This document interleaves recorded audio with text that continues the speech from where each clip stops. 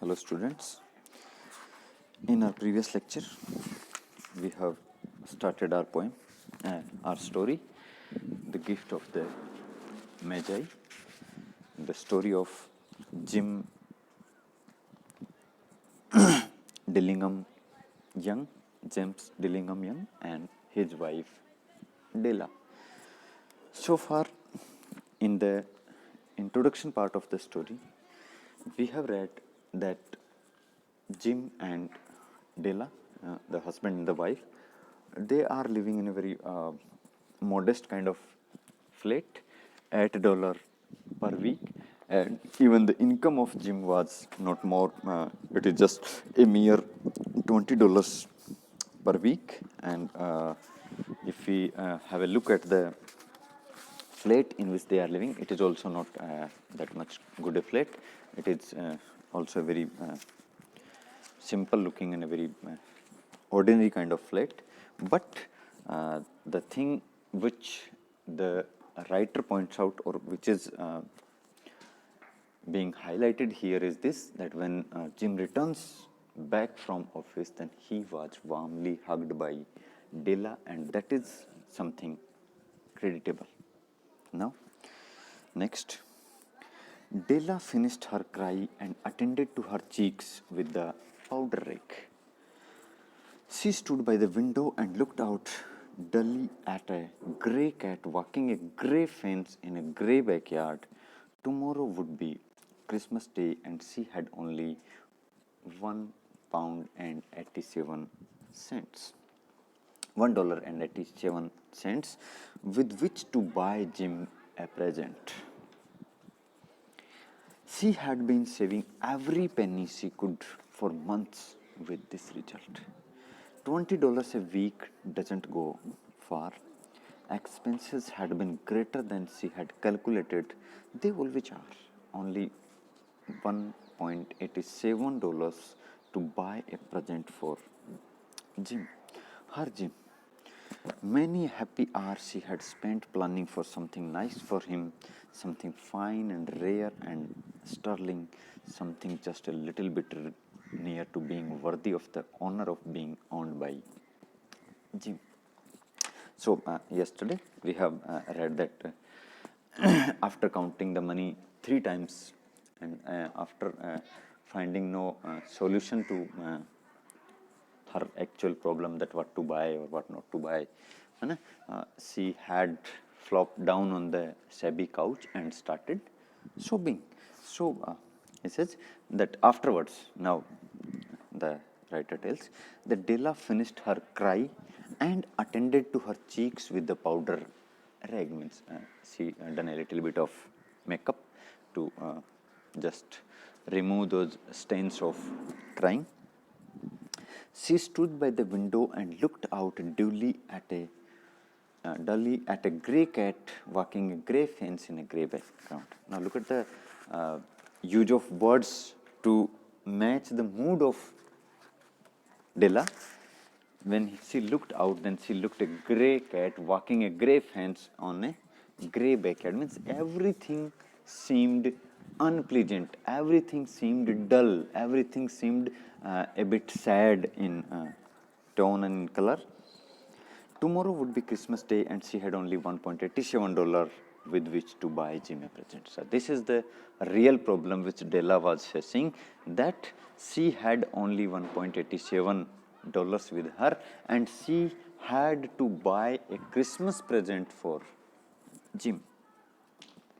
She had been saving every penny she could for months with this result, and this amount, $1.87, she had saved after months of efforts, but only this much. $20 a week doesn't go far, because it is a reality that what is their earning was only $20 a week, and so with that much amount, $20 a week to spend and to run your household, that is a very low amount. Expenses had been greater than she had calculated, and the expenses for their household to run their house were far more than what she had calculated.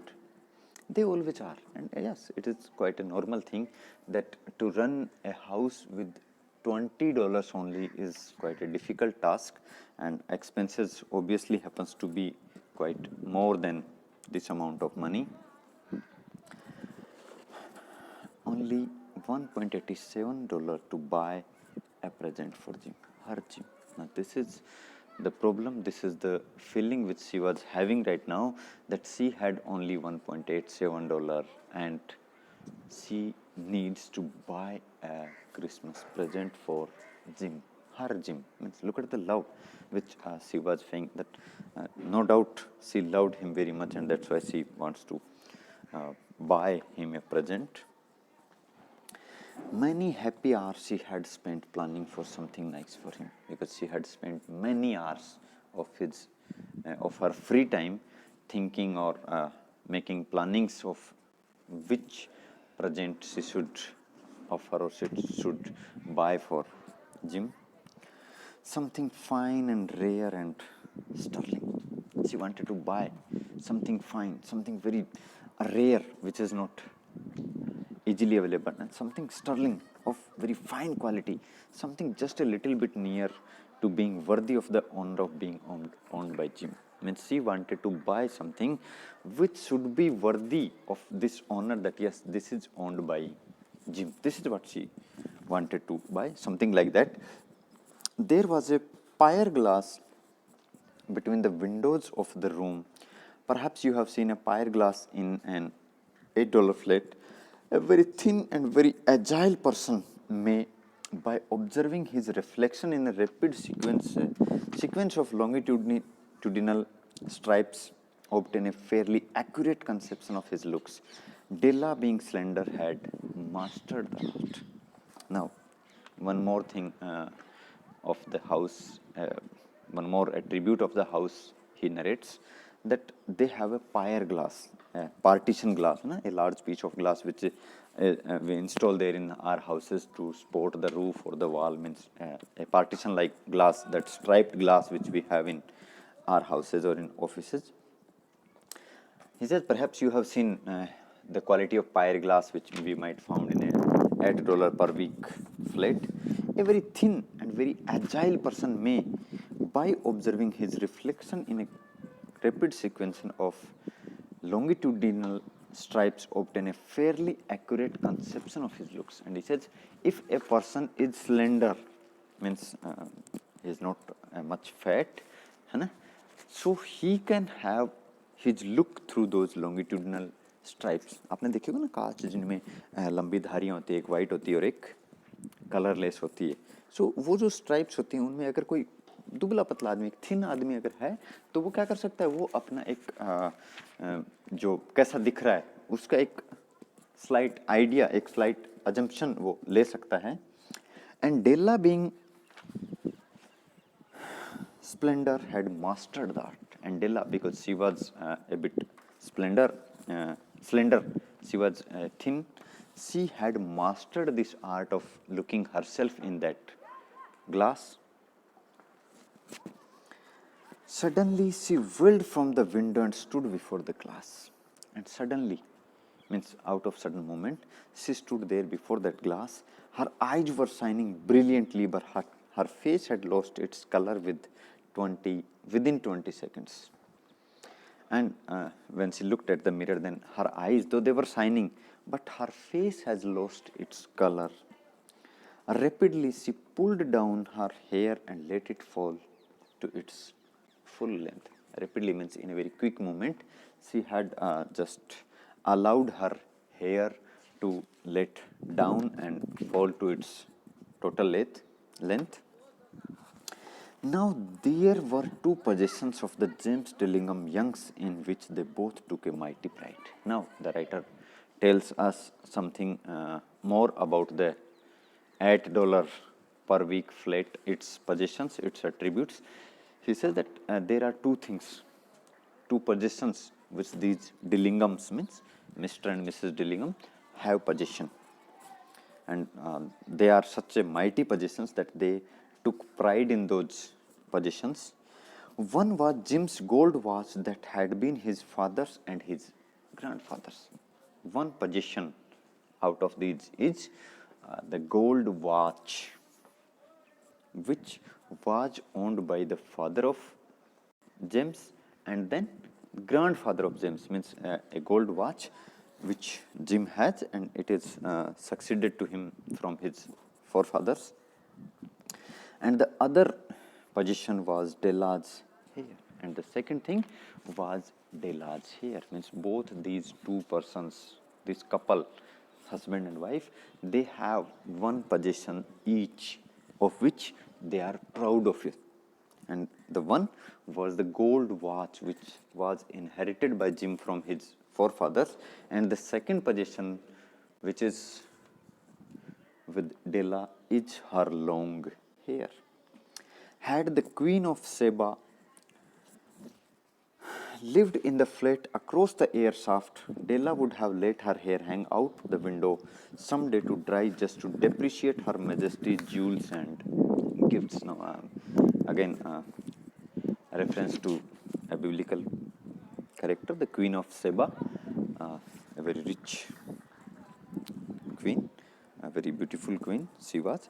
So he said, if suppose she would have been living in the next flat to theirs, then all her jewels and all her ornaments and all the wealth which she possesses will be depreciated, will be brought to zero by the long hairs of Della. And had King Solomon been the janitor with all his treasures piled up in the basement, Jim would have pulled out his watch every time he passed, just to see him pluck at his beard from envy.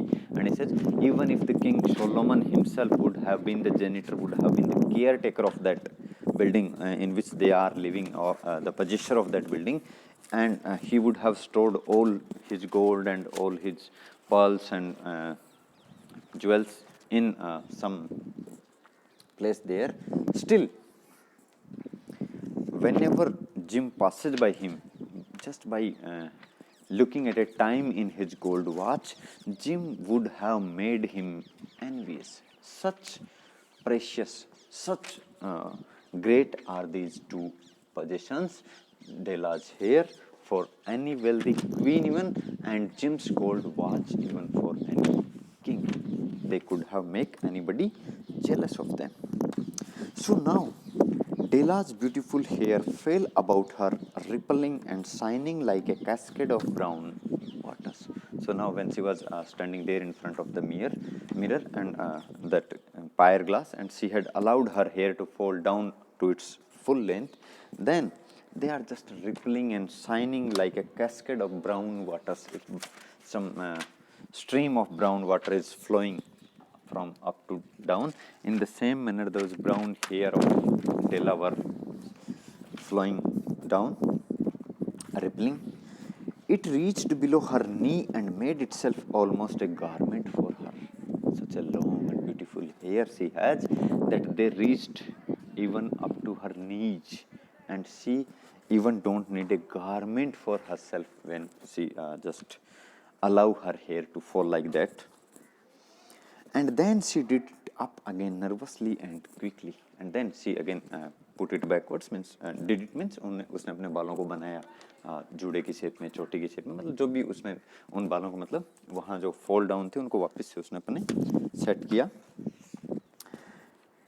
Once she faltered for a minute and stood still while a tear or two splashed on the worn red carpet.